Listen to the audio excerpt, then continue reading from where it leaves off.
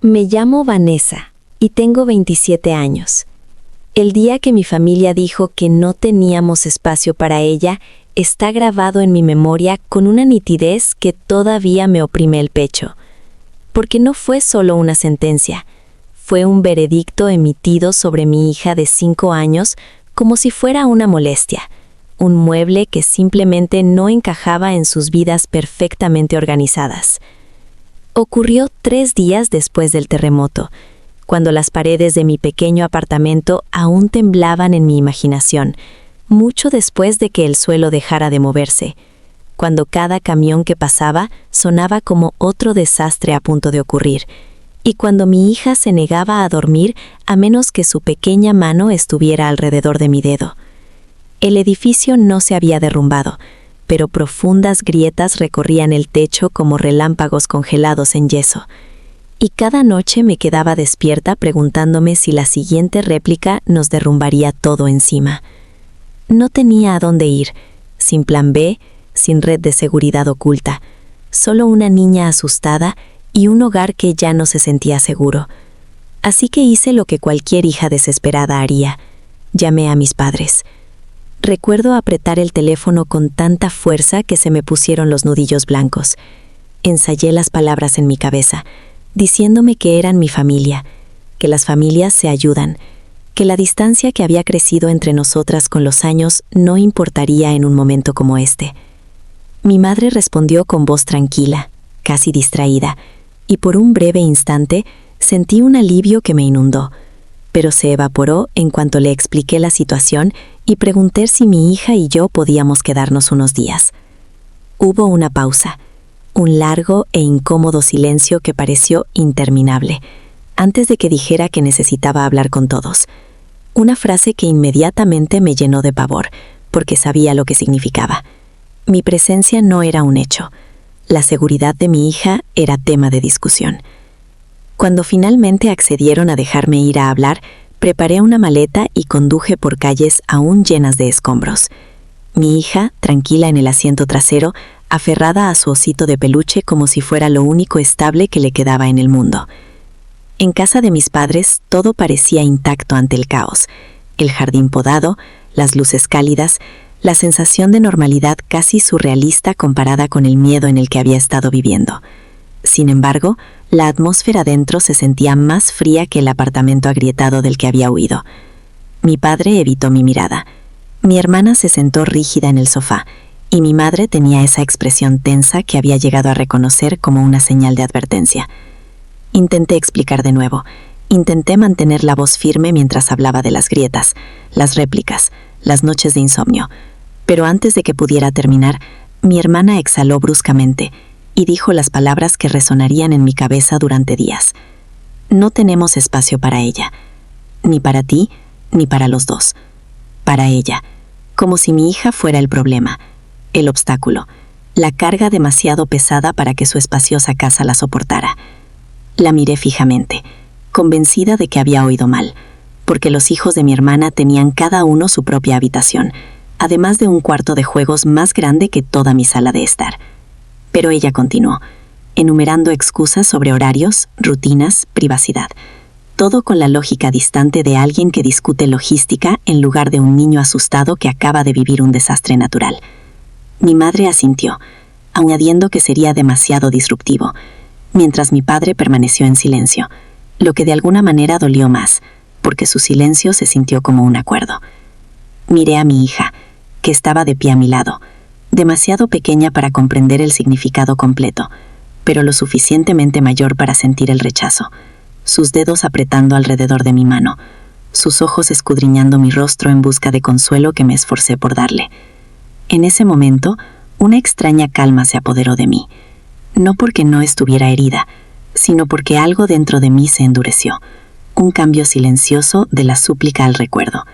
No discutí, no supliqué, no lloré como tal vez esperaban. En cambio, simplemente asentí y dije una palabra: anotado. El viaje de regreso se sintió más largo, más pesado, cada bache en el camino magnificado por el peso de lo que acababa de suceder. Y sin embargo, bajo el dolor, otro pensamiento empezó a aflorar. uno que casi había olvidado en el caos de los últimos días. El fideicomiso de mi abuela, el que ella había creado años atrás, el que todos en la familia asumían como simbólico, insignificante, algo que nunca importaría de verdad. No lo había mencionado, ni siquiera yo misma había comprendido del todo sus implicaciones. Pero al arropar a mi hija esa noche sobre un colchón, apartándome de las paredes agrietadas, mi teléfono vibró. Y al otro lado, un hombre cargaba un maletín de cuero y un futuro que ninguno de ellos previó. 3 días después de que mi familia me dijera, no tenemos espacio para ella, me encontraba frente a la casa de mis padres, con el corazón latiendo con una extraña mezcla de temor y claridad, viendo un sedán oscuro detenerse frente a la puerta. Había llegado temprano, no por mezquindad, sino porque el abogado me había pedido que estuviera presente, y porque una parte de mí necesitaba presenciar con mis propios ojos lo que estaba a punto de suceder. El aire de la mañana seguía siendo engañosamente tranquilo, la clase de calma que esconde tormentas. Y por un momento, me pregunté si estaba haciendo lo correcto, si esto rompería los frágiles lazos que aún me conectaban con quienes me habían criado. Entonces recordé la pequeña mano de mi hija agarrando la mía, la confusión en sus ojos cuando sintió que no la querían, y la duda se evaporó. La puerta del coche se abrió, y salió un hombre, sereno y decidido, sosteniendo su maletín de cuero con la facilidad de alguien acostumbrado a dar noticias que cambian la vida. No dudó, fue directo a la puerta y llamó, un sonido firme y autoritario que se escuchó incluso al otro lado de la calle. Vi a mi hermana abrir, su expresión pasando de la curiosidad a la incomodidad en segundos, y pronto aparecieron mi madre y mi padre detrás de ella, sus rostros reflejando la misma tensión cautelosa. No pude oír el primer intercambio, pero no me hizo falta. El lenguaje corporal habla por sí solo cuando la verdad llega sin invitación. En cuestión de minutos, el abogado fue invitado a entrar, y yo lo seguí poco después a su señal, entrando en una sala de estar que una vez me había parecido un hogar, pero que ahora parecía un escenario esperando un ajuste de cuentas. Nadie me saludó, nadie sonrió. El abogado se aclaró la garganta con una calma que contrastaba marcadamente con el denso silencio, y comenzó a hablar con el tono preciso y mesurado de quien lee un guión irrevocable. Explicó el fideicomiso de mi abuela, nada simbólico ni trivial, sino vasto, meticulosamente estructurado, y sujeto a condiciones que ninguno de ellos se había molestado en conocer. Mi abuela, que había observado en silencio durante años, que había visto más de lo que nadie imaginaba, había dejado el control y la autoridad principal no a mis padres ni a mi hermana, sino a mí, no porque fuera el mayor ni el más exitoso, sino porque creía, como afirmó el abogado, con una neutralidad casi quirúrgica, que el carácter debía primar sobre la conveniencia. Vi cómo la incredulidad se reflejaba en sus rostros, cómo la confianza se transformaba en conmoción, y luego en algo más sombrío, en una comprensión incipiente de las consecuencias. El abogado continuó describiendo los activos, las propiedades, las inversiones, la magnitud de lo que acababa de cambiar de manos. Pero una cláusula lo cambió todo, una cláusula que mi abuela había insertado con una previsión escalofriante. Cualquier beneficiario que se descubriera que había rechazado deliberadamente ayuda o refugio razonables a otro familiar directo en un momento de angustia documentado, podría ver sus beneficios discrecionales revocados permanentemente por sentencia del fideicomisario. La sala pareció encogerse. La compostura de mi hermana se quebró primero, su voz se alzó en una protesta frenética, seguida por los temblorosos intentos de mi madre por replantear el pasado, por suavizar palabras que habían sido dolorosamente claras al pronunciarlas. Mi padre se quedó paralizado, su silencio ya no era protector, sino condenatorio.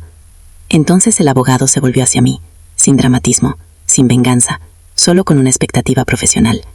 La decisión, según él, recaía enteramente en el síndico que me acompañaba.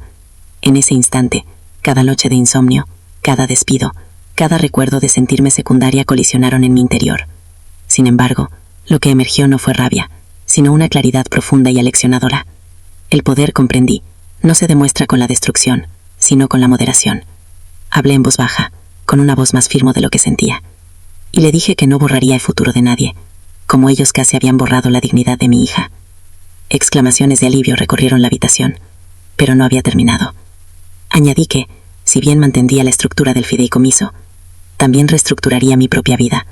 Un nuevo hogar, uno seguro, donde mi hija nunca más se sentiría como una molestia en términos de metros cuadrados. El alivio en sus rostros volvió a cambiar, esta vez a algo más cercano a la vergüenza, porque la misericordia sin reconciliación es su propio espejo.